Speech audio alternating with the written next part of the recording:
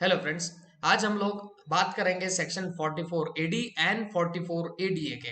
ये जो सेक्शन हम लोग इनकम टैक्स के आज डिस्कस करने वाले हैं, ये आपके स्मॉल बिजनेसमैन, स्मॉल प्रोफेशनल्स, उसके अलावा चार्टर्ड अकाउंटेंसी स्टूडेंट्स को तो डेफिनेटली काम में आने ही वाला सेक्शन है। ओके, ये सेक्शन एग्जैक्टली क्या है, किसके लिए बनाया गया है, इन सब चीजों के बारे में हम लोग डिटेल में इंफॉर्मेशन इस वीडियो में लेने वाले हैं। ठीक है, सबसे पहले मैं आप लोगों को ओवरव्यू देना चाहूंगा इस पर्टिकुलर सेक्शन की।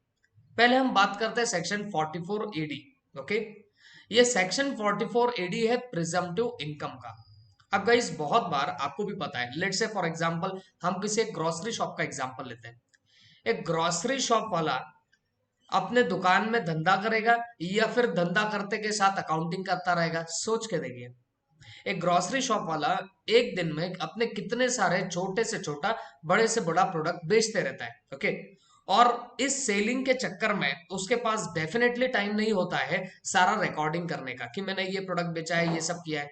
तो वो रफली क्या करता है बच्चों, रफली सिर्फ अमाउंट लिख देता है कि इतना इतने अमाउंट का सेल हो चुका है। तो अगर आप ऐसे ग्रोसरी शॉप वालों की बात करो, तो मुझे एक बात बताओ, क्या इन्हें अकाउंट मेंटेन करना बहुत आसान होगा क्या? तो जवाब है जी नहीं, बिल्कुल आसान नहीं होता है इन्हें अकाउंटिंग वगैरह मेंटेन करना। अब अगर अकाउंटिंग प्रॉपरली मेंटेन नहीं करी, तो आप मुझे बताइए, आप उसका ऑडिट अगर करने की जरूरत पड़े तो कैसे करोगे? ये सबसे बड़ा क्वेश्चन आपके माइंड में निकल के आ रहा होगा। तो गाइज, ऐसे ही लोग जो स्मॉल बिजनेसमैन है और जो अपनी अकाउंटिंग वगैरह प्रॉपर नहीं कर पाते, तो उन्हीं के लिए सेक्शन 44 एडी गवर्नमेंट ने लाया हुआ है। ओके, ये सेक्शन 44 एडी की खासियत क्या है मैं आपको बताना चाहूंगा। तो बच्चों, इसकी खासियत नंबर वन, अगर आप सेक्शन 44 एडी के हिसाब से अपना इनकम टैक्स रिटर्न बनाना चाह रहे हो, तो सबसे पहली बात मैं आपको बताना चाहूंगा, आपको कोई इनकम का कंप्यूटेशन, जैसे आप आपके नॉर्मली पीजीपीपी में निकालते हो, ऐसा कोई कंपटीशन आपको करने की जरूरत नहीं होगी। दूसरी बात, आपको बुक्स ऑफ अकाउंट मेंटेन करने की भी कोई जरूरत नहीं है। जो हम लोग अकाउंटिंग वगैरह करते हैं, तो ये अकाउंटिंग वगैरह भी मेंटेन करने की जरूरत नहीं है if you are opting for section 44 AD.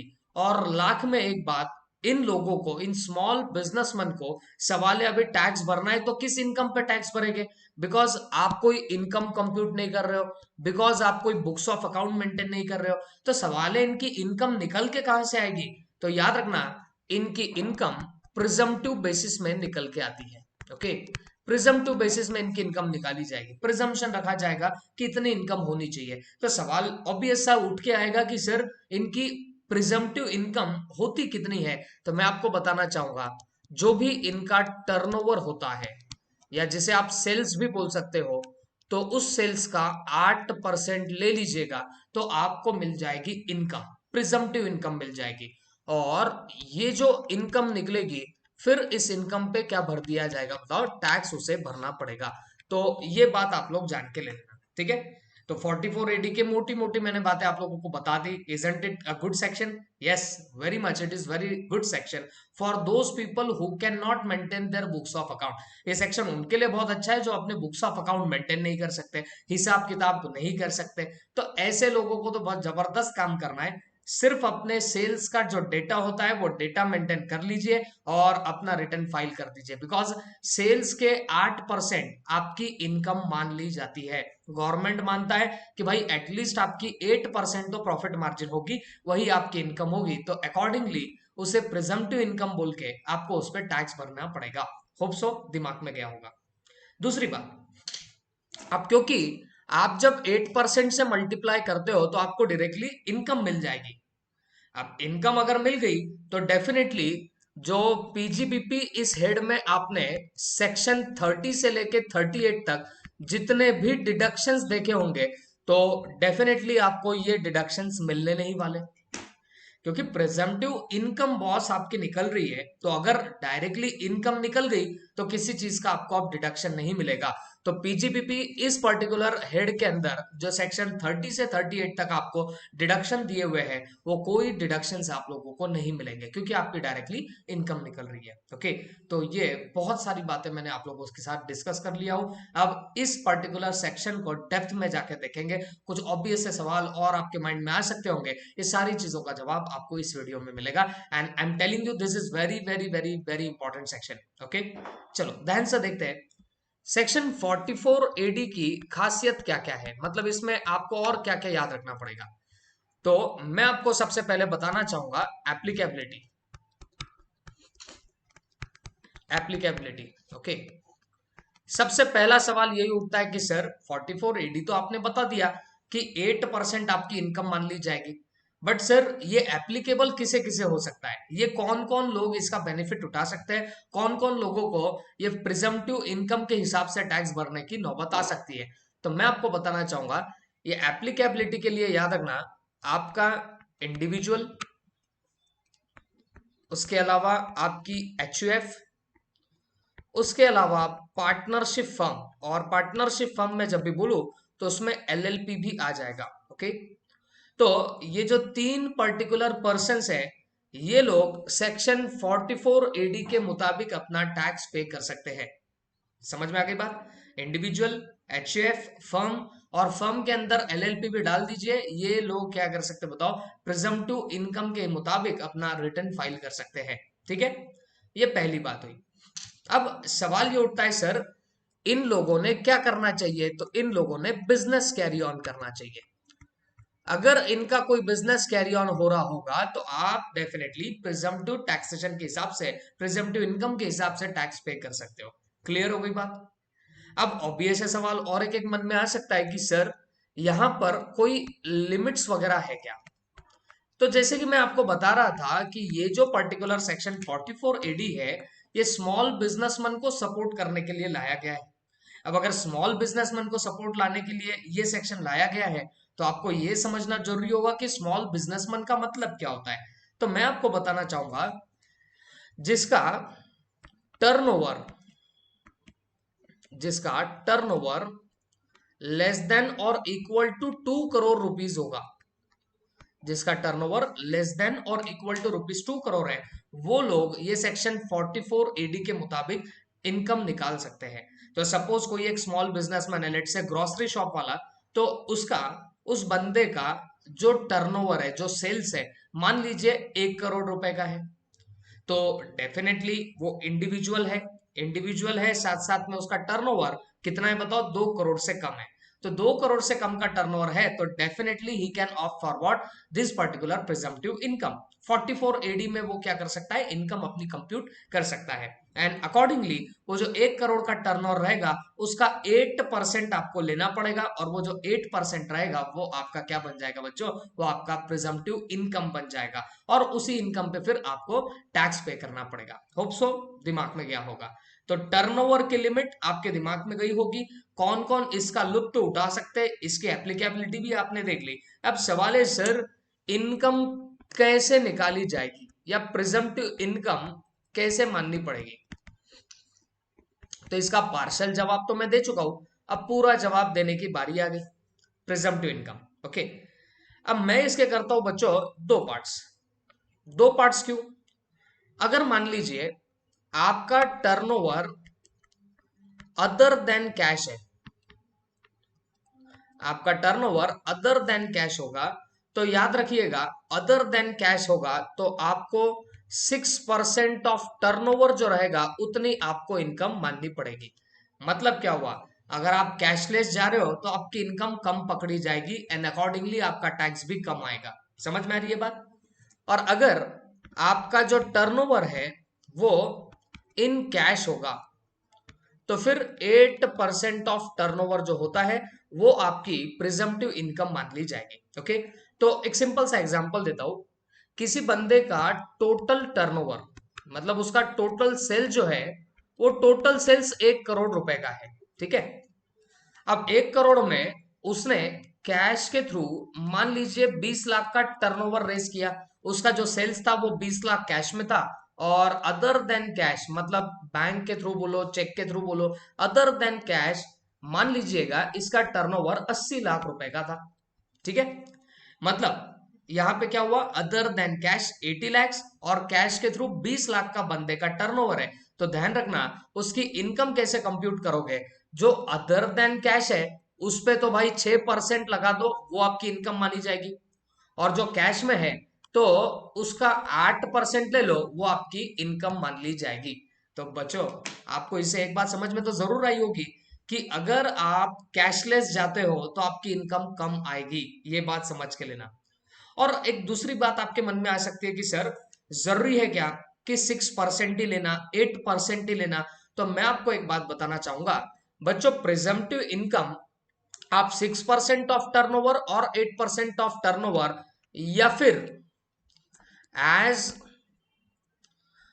Given by assessee, as given by assessee, whichever is higher, whichever is higher, इतनी आपकी इनकम मानना पड़ेगा। ओके, अभी बहुत बार क्या हो जाता है बच्चों, लेट से कोई एक बिजनेसमैन है, ठीक है, उस बिजनेसमैन का ऐसा मान के चलिए जो टर्नओवर है वो टर्नओवर 80 lakhs का है। अब अगर आप 80 lakhs का 8% निकाल लो ऑन एन एवरेज, तो वो जाता है 6,40,000 रुपए। तो आप प्रिजम्पटिव टैक्सेशन के हिसाब से उसकी इनकम कितनी मान लोगे बताओ, 6,40,000 उसकी आप लोग इनकम मान बैठोगे। लेकिन अगर वो बंदा बोलता है कि नहीं मेरी इनकम 8 लाख रुपए की हुई है, ओके, दैट इज ये जो आपने 8% प्रिजम्पटिव टैक्सेशन से बताया उससे ज्यादा उसकी इनकम आ रही है, ऐसा एसएससी का मानना है। तो याद रखिएगा आपको 6,40,000 नहीं, माने जो आपने 8% से निकाला वो आपको इनकम नहीं माननी पड़ेगी, बल्कि जो आप एक्स्ट्रा जो अमाउंट बोल रहे हो, मतलब जो एसएससी बोल रहा है, तो वो अमाउंट आपको लेनी पड़ेगी। मतलब क्या हुआ, दोनों में से जो भी हायर रहेगा वो आपको आपकी इनकम मानना पड़ेगा। ओके, तो आप या तो 8% लो, या एसएससी बोलता है कि इससे ज्यादा मेरी इनकम होगी तो आप वो ज्यादा वाली इनकम को आपकी प्रिजम्पटिव इनकम मानने लग जाओगे। होप सो सबके दिमाग में आ गया होगा। अभी किसी के मन में चल रहा होगा सवाल कि सर आपने ये जो एग्जाम्पल लिया वो एग्जाम्पल कुछ ऐसा था कि टर्नओवर 80 lakhs और इनकम आ रही है 6,40,000, और एसएससी बोलता है कि मेरी इनकम 8 लाख की है। ओके, तो 8 लाख आप प्रिजम्पटिव इनकम बता सकते हो, ऐसा मैंने अभी अभी आपको बताया। तो किसी के मन में आ सकता है सर ऐसा भी तो होगा कि 8% से इनकम निकल रही है 6,40,000, लेकिन एसएससी बोलता है साहब मेरी तो सिर्फ 5 लाख रुपए की ही इनकम हुई है, तो क्या 5 लाख की इनकम पे टैक्स लगने लगेगा क्या? तो बेटा बारात में आए हो, ऐसे तो कोई भी एसएससी 8% से कम ही बताना चाहेगा अपनी income. Reason is very simple, उस पर टैक्स आपको कम लगेगा। तो सवाल है आपके 8% से कम अगर एसएससी बोले कि मेरी इनकम हो रही है, तो क्या आप एसएससी का बोलना सुनोगे क्या? तो जवाब है नहीं सुनेंगे। हाँ सुनेंगे एक ही केस में, अगर एसएससी बोलता है मेरी इनकम 8% से कम जा रही है, 6% से कम जा रही है, तो आप उसकी सुनोगे। लेकिन आपको एसएससी को बोलना पड़ेगा क्या कि भाई बुक्स ऑफ अकाउंट अब मेंटेन करो, बुक्स ऑफ अकाउंट मेंटेन करो, प्लस आपको और एक काम करना पड़ेगा। कौन सा काम करना पड़ेगा? सेक्शन 44 एबी के हिसाब से आपको टैक्स ऑडिट कराना पड़ेगा फ्रॉम अ सीए।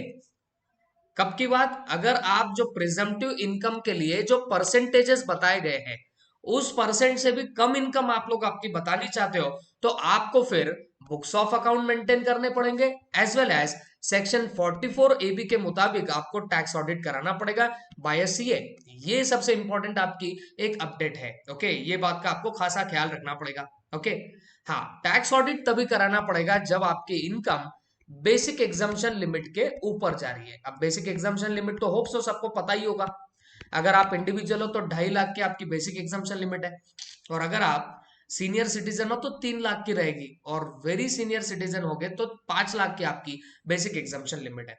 बट बोलने का मेरा मतलब है कि अगर आप लोअर इनकम बताना चाह रहे हो देन प्रिजम्पटिव इनकम, ओके, मतलब आप प्रिजम्पटिव इनकम से लोअर इनकम बताना चाह रहे हो, तो क्या ये पॉसिबल है? जी हाँ पॉसिबल है, लेकिन उसके लिए आपको क्या करना पड़ेगा? एक तो बुक्स ऑफ अकाउंट मेंटेन करके रखना है, और दूसरा सेक्शन 44 AB का आप लोगों को टैक्स ऑडिट कराना पड़ेगा अगर आप लोअर इनकम बताना चाह रहे हो तब की बात। क्लियर हो गई चीजें। अब और एक लास्ट चीज आपको बताना चाहूंगा कि अगर मान लीजिए आप प्रिजम्पटिव टैक्सेशन को ऑप्ट फॉर करते हो, ओके, तो आपको नेक्स्ट 5 इयर्स तक, नेक्स्ट 5 असेसमेंट ईयर्स तक आपको क्या करना पड़ेगा, सेक्शन 44 AD में ही आप लोगों को आपका रिटर्न बताना पड़ेगा। प्रिजम्पटिव इनकम पर ही आपको बताना पड़ेगा आपका रिटर्न। आप बोलोगे सर क्या होगा अगर हमने आगे के 5 साल में से कोई एक साल में सेक्शन 44 AD में हमने रिटर्न नहीं डाला, तब क्या होगा? तो मैं आपको बताना चाहूंगा, अगर आपने आगे के 5 सक्सेसिव ईयर्स तक 44 AD में रिटर्न नहीं डाला, तो जिस साल आपने डिसकंटिन्यू किया 44 AD में रिटर्न डालना, तो याद रखिएगा उसके आगे के 5 असेसमेंट ईयर्स तक आप लोग 44 AD ऑप्ट फॉर नहीं कर सकते। I am repeating once again, आप अगर सेक्शन 44 AD के हिसाब से प्रिजम्पटिव इनकम से आप आपका रिटर्न डालना चाह रहे हो, टैक्स कराना चाह रहे हो, टैक्स भरना चाह रहे हो, तो आपको आगे के 5 साल तक क्या करना पड़ेगा, आपको 44 AD में ही रिटर्न डालना पड़ेगा। सपोज किसी ईयर में आप 44 AD के अंदर रिटर्न नहीं डालते उन 5 सालों में, तो उस साल जिस साल आपने डिसकंटिन्यू किया 44 AD में रिटर्न डालना, वहां से आगे आप आगे के 5 साल तक 44 AD में रिटर्न नहीं डाल सकते हो। होप सो ये बात सबके दिमाग में गई होगी, ओके। और एक चीज जो मैंने पिछले वीडियो में भी आप लोगों को बताया था वो ये, अगर किसी का 1 करोड़ से ज्यादा टर्नओवर हो जाता है तो बंदे को 44 AB में टैक्स ऑडिट कराना पड़ता है। लेकिन अगर आपका टर्नओवर 1 करोड़ और 2 करोड़ के बीच में है और आप यहां पे सेक्शन 44 AD के हिसाब से प्रिजम्पटिव इनकम के हिसाब से टैक्स भरना चाह रहे हो, तो आपको भले ही 1 करोड़ से आपका ज्यादा टर्नओवर हो जाए तो भी आपको 44 AB का टैक्स ऑडिट नहीं कराना पड़ेगा, ओके। हाँ, लेकिन एक बात याद रखना, अगर आपका टर्नओवर 1 करोड़ से ज्यादा है और आप सेक्शन 44 AD में रिटर्न नहीं डालना चाह रहे, तब डेफिनेटली आपको सेक्शन 44 AB के हिसाब से टैक्स ऑडिट कराना पड़ेगा, ओके। तो जिसका टर्नओवर 1 करोड़ से ज्यादा, 2 करोड़ से कम और वो प्रिजम्पटिव इनकम में रिटर्न भरता है, तो उसे टैक्स ऑडिट कराने की जरूरत नहीं। लेकिन अगर वो 44 AD में रिटर्न ना डाले तो definitely he'll have to conduct what tax audit. समझ में आ गई बात? तो this was all about this section 44 AD। और बस एक लास्ट चीज बताना चाहूंगा, अगर आप प्रिजम्पटिव टैक्सेशन या प्रिजम्पटिव इनकम में टैक्स भरना चाह रहे हो, 44 AD में आप लोग टैक्स भरना चाह रहे हो, तो मैं आपको बताना चाहूंगा कि आप लोगों को करना क्या पड़ेगा। आप लोगों को एडवांस टैक्स की जो डेट होती है वो रहेगी 15 मार्च, मतलब एक इंस्टॉलमेंट में आपको आपका एडवांस टैक्स भर देना पड़ेगा, ओके। तो this was all about section 44 AD। और मैं नेक्स्ट वीडियो में जल्दी आऊंगा और सेक्शन 44 AD है जो इसका जुड़वा भाई है उसके बारे में हम लोग डिटेल में डिस्कशन करेंगे, ओके। होप सो सबके दिमाग में ये सारी बातें गई होगी। Thank you very much.